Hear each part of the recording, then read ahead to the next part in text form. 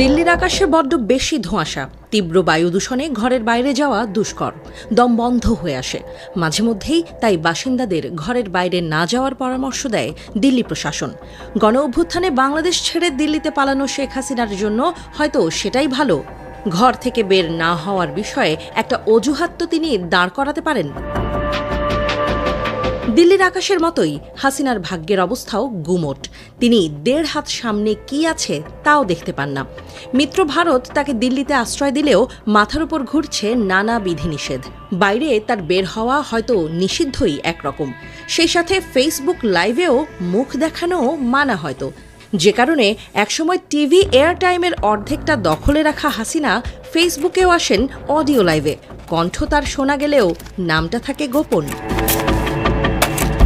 নেত্রী বলে একসময় যারা মুখে ফেনা তুলত, তারা এখন হাসিনাকে এড়িয়ে চলছেন। তার সব সুবিধা নেওয়া ব্যক্তিটিও আদালতে দাঁড়িয়ে বলেন, হাসিনার ওয়াসওয়াসায় তারা ভুল করেছেন, আর কখনো আওয়ামী লীগই করবেন না। এমন দুর্দিনে হাসিনার জন্য আরেক দুঃখের খবর। আন্তর্জাতিকভাবে প্রমাণ হয়ে চলেছে তার অপরাধ। বিশ্বের সব রাষ্ট্রের প্রতিষ্ঠান, জাতিসংঘের প্রতিবেদনও যাচ্ছে তার বিপক্ষে। কাজে লাগছে সেই অ্যাওয়ার্ড। সবাই দেখছে কতটা জঘন্য কাজ করেছেন তাদের চ্যাম্পিয়ন অব দ্য আর্থ।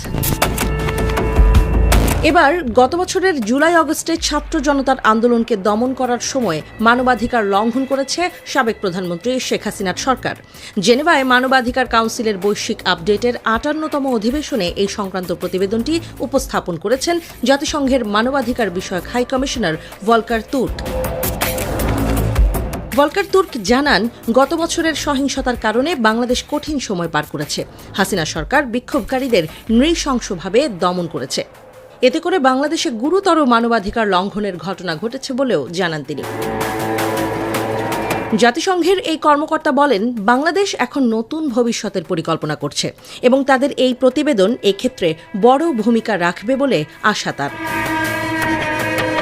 এর আগে গত 12ই ফেব্রুয়ারি জুলাই গণ অভ্যুত্থানে বাংলাদেশে সংঘটিত মানবাধিকার লঙ্ঘনের তদন্ত প্রতিবেদন প্রকাশ করে জাতিসংঘের তদন্ত কমিশন। এতে বলা হয়, পতিত হাসিনা সরকার সহিংস উপায় ব্যবহার করে গুরুতর মানবাধিকার লঙ্ঘন করেছে। জাতিসংঘের এই প্রতিবেদনে হাসিনার রাজনৈতিক ক্যারিয়ারে শেষ পেরেকটা ঠুকে দেওয়া হয়েছে।